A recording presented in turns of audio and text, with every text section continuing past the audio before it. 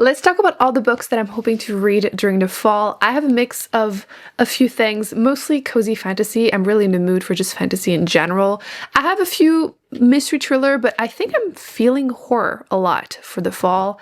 And the cats are here, like all four, so like it's probably gonna be chaos. I just had to fight for the camera with Chip, so we're just gonna embrace the chaos. So, hi Claudia.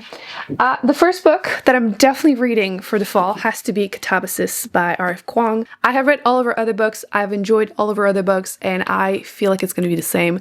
I usually avoid hearing any reviews before I read the book, and I unfortunately could not do that with this one for some reason. A lot of people that got the arc seem to be disappointed or like saying that they need to have a PhD to understand the book.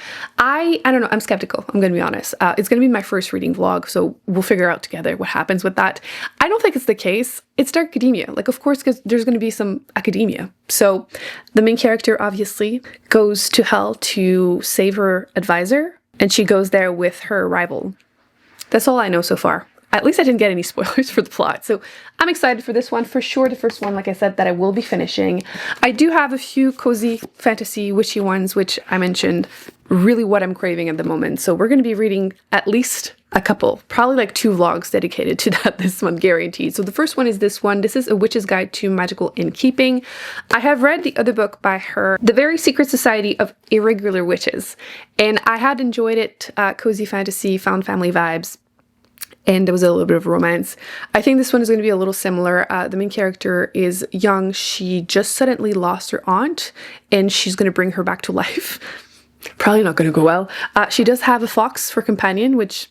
And it just sounded like something that would be cozy, warm feeling. I might need it after the books that I just finished last month. You're going to see that in my wrap-up. I read some good ones, but they were dark. So something nice would be fun. The next one is a new release that just came out. This is The Late Night Witches. I actually have a couple books for my next book haul staring at me there that I might try to read them. You know, sometimes when you use Bookshop, there are books that you're like, oh, you know, one day I want to read it. And then sometimes it's like, I want to read them right now. And I have a mix of new and used, and I just want to read them all right now, including this one. This one came out, I think the 19th of August. I actually pre-ordered it because someone mentioned that it was coming out. Thank you. And then I received an email asking if I wanted the arc, but like I already had pre-ordered it. So whatever. I really enjoyed In the Company of Witches by her. There's also a second book, which was also good. Definitely cozy, witchy murder mystery. It happens in a small town, gossipy, like, I was saying it was a mix of Practical Magic, Gilmore Girls, and like Sabrina the Teenage Witch, because the main character, or 2 aunts, are the owners of this bed and breakfast, again in a small town, and one of them, the grumpy one, may have said that she wishes that their only client would just, and she does. So, you know, things happen. It was good, and I wanted to read more by her. So this is her newest release, like I was saying. This one, you're following a mother. She has 3 kids, a husband, and her life is very, you know, she kind of lost herself, but then suddenly, in that small town in Prince Edward Island, yay Canada, there are vampires that show up, so I think she has to start using her magical powers, which, oh my god, Chip, leave Claudia alone. He's such a fat bully. Look at this chunky baby. He's like 13.5 pounds. She's 9.5 pounds. You're way too fat to fight with her. And like, he's chill, but like, not when he's fighting. Look how big he is. He's huge. So yes, she's gonna have to, you know, find herself. She's gonna make friends. Hopefully it's gonna change her life and she's gonna become happy. So again, cozy vibes. I do have actually 2 arcs. I don't want to forget. I have The Keeper of Magical Things, which again, cozy, magical. I think this one has a sapphic romance. And then I have Brigands and Bread Knives. I am looking forward to reading more from that book. It seems to have one of my favorite characters from book 1, so we'll see what happens, but yes, of course. Oh, also, this one was in my last book haul. I have a few. Again, I'm really in the mood to read the books that I just bought, so this one is The Crescent Moon Tea Room. Again, witchy vibes, sisters, and tea. Of course. Thriller horror, for some reason, I'm a lot more in the mood to read horror. For some reason. I really didn't think it was going to be my genre. I think I'm going to do a video on the topic because I have been reading more and more of the ones that I do like. Sometimes, like, it's not the genre you don't like, it's just the popular ones. You just have to find, you know, the subgenre that works for you. And it's been working, so I'll do a video about my favorite ones. But there is one mystery thriller that I would like to get to because it's a series and I had started it, so technically it's part of my pile of shame. So it would be nice. I had listened to it as an audiobook. It's too complicated as an audiobook for me because This is the second one. I did go through the first one, but you get the story, then you read an actual book because the main character is an editor, and then you go back to the story. And I got confused with the audiobook, so physical it is, but yes, I had really enjoyed the first one. Basically, murder mystery that is like inspired by the book, and the editor, you know, she's trying to piece things together. So book one was good, very cozy English countryside. Is it still the same thing for this one? It's still in London, at least it starts there. Yeah, I'm pretty sure it is. So yes, I have read another book by the author I think it was the first book I've read this year. Okay, I had to double check because, wow. Yes, it was one of the first books that I've read this year, first reading vlog. Slewfoot, if you're looking, again, witchy, kind of female rage kind of story, I would recommend it. And I wanted to read more by him because, again, I was impressed. So this one is Lost Gods, and I believe the main character is a father and husband, and he dies, and then he has to go and save his family. I had picked it up because it was, once again, someone having to go through hell, which was giving me vibes of the new Horror of Kwan book, and I think they're gonna have completely different tones. Like this one is gonna be truly horror and the other one more like academia, but I thought it was perfect for fall. So that's the other one. And also the author is also really good at drawing. Oh my god. And he draws really creepy things because, again, horror books. So yeah, I had this one, which I mentioned that the cover gives me a headache. Like, oh my gosh, it's a lot in person. This Thing Between Us, which the back says it's darkly funny, which I'm not sure. Like, dark and funny, horror and funny is not necessarily, anyway. I think this one's more about like grief and rage. Basically, you have this couple that lived in this house and there was like scratching noises in the walls. But then the main female character is killed or dies, and then he still is haunted. So we'll see. And I also have The Fisherman, which I hadn't realized was actually popular because, again, I bought it because I was at this used bookstore and they had like popular horror books that I didn't know anything about, but apparently this is like an actual popular book, so that's cool. I mean, I know that they said so at the store, on display, but I feel like sometimes what's popular in the store is not necessarily what we see on social media, but I'm happy it is. This one is also about grief. These two men are on a fishing trip. They've heard that this special place was really good, so they go there, but they've both lost their wives, so I think it gets a bit more like deeper than the average horror book. So again, that's a good option if I want something more, I don't know if it's literary fiction, but it was giving vibes of that. And I also want to read one more book by this author. I've read 2 books by them. This is Model Home, which is, again, haunted house.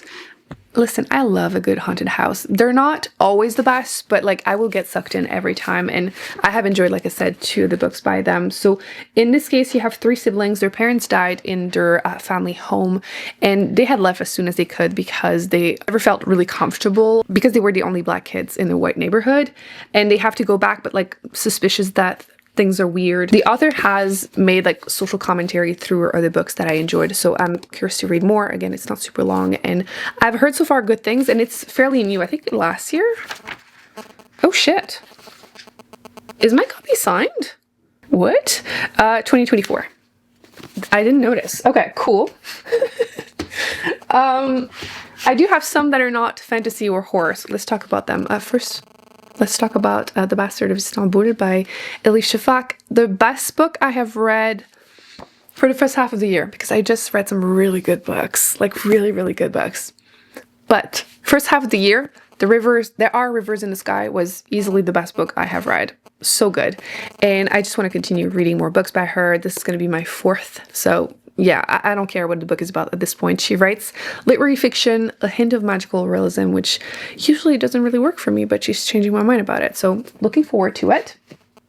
I also recently picked up Death of the Author, and I've been wanting to read more by this author. I had read her really short sci-fi trilogy, but in this one, the main character doesn't want to get married, but her Nigerian family puts a lot of pressure on her to do that, but she decides that she really wants to be a writer. She writes her story, but things get weird, and I don't know if it's like the story that gets weird or like audience.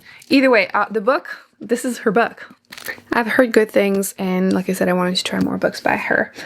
I do have a few nonfiction, but I think I'm going to do a separate video, like a library TBR video. I usually do one in the beginning of the year, and I sit down and I go through every nonfiction books I can find at my library, and then I just put them all in my like wish list or waiting list.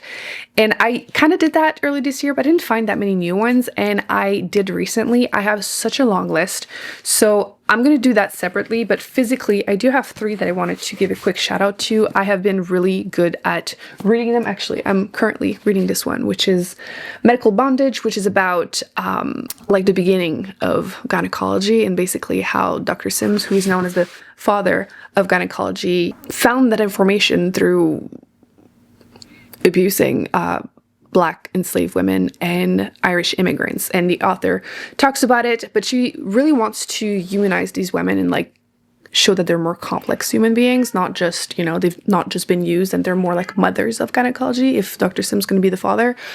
And she does as good as she can for the little information that we do have. So it's a short book. I have like 25 pages left, but so far it's been interesting, but obviously a difficult topic. I still want to read this one, Bullshit Jobs, which is technically part of my pile of shame because I started it.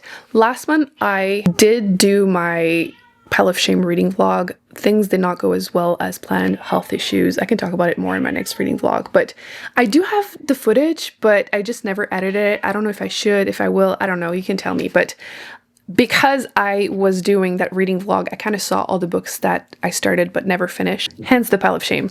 And that was one of the ones I just didn't get to. But yeah, nonfiction about how under capitalism there's a bunch of jobs that are like useless, like you know yourself that you're just wasting your time and why that's a thing. And I think it's an interesting topic. Another one that I want to get to is Walkable City, which my dream. But yeah, I think it's once again an interesting topic. Curious to see what the author has to say.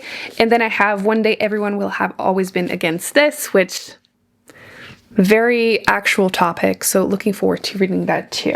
So I was mentioning how I'm really in the mood to read cozy fantasy, but since I read The Will of the Many and The Strength of the Few last month, I am still in the mood to read like those epic fantasy series, and it is one of my challenge technically to continue and finish some. So this is probably my number one that I want to get to, The Fires of Vengeance. For some reason, The Rage of Dragons, book 1, isn't that popular, and I don't understand why it's so hit and miss for people because I really, really loved it.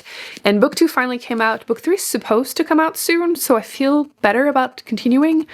But when it takes a while between books, I don't like reading a series. I know it's good for the author to, you know, buy the book, but I like to like read them back to back when I can. So I try to wait a little bit, but yeah, book 3 is supposed to come out soon, so it's okay. Revenge Story is there are dragons, but there's this big battle. I enjoy the magical system, and I really want to learn more about it. Chip, can you stop starting fight with everyone? All the cats are leaving because of Chip. Claudia will come. Claudia is my neediest baby, by the way. Like, I know she has a lot of attitude, but she is so needy. Oh, Charlie's coming too. You can't see much. He's a void. Hi, baby. Come on. Yeah. Oh. There are other epic fantasy that were part of the pile of shame once again. I'm so tired of talking about it. You might be tired of seeing them, but yeah. The Great Hunt, Oathbringer, whatever. I do want to get to them, but you know, life. I still haven't listened to one audiobook since April, but I do have some that I think could be fun from the library. I have a few that are really like fall reads that I really should get to. I put basically a list of some popular ones that I saw going around because at this point, if I'm going to get that from my library, I don't really care. I'm a little less picky because if I don't like it, I can just easily return it. There is Nestlings. I still have Moon of the Turning Leaves, which that one, the first one was horror. This one is post-apocalyptic, which love. I still have The Eyes Are the Best Part, which has been on my waiting list for like months since last year. In my defense, I have the ebook on my waiting list and I am terrible at remembering to exist. I have Team Music. And do I have anything else? Oh, I have The Silent Companions. And I think that's all the horror stuff that I have. Also put my name on the list for King of Ashes by S.A. Cosby. I just didn't want to commit to buying it. I've heard it's good, but I absolutely adored the Razorblade Tears. best book of whatever year it came out. Like, loved it so much. And then the two next ones were okay and then good, but not, you know, never as good as the first one, which when you read your best book from the author, the first book you read by them, after that, it's a little disappointing. Like, you can't help it, but I've heard good things, so I think I'm gonna give that one a shot. Again, I have the ebook from the library. Listen, I'm trying to go back to reading ebooks because I couldn't find my e-reader. For some reason in Canada, you can't link your Kindle to your library, which I wish I had known before, you know? But I do have an e-reader, but I lost it and I couldn't find it. And by I couldn't find it is that I didn't actually look. And when I did, it was in this desk.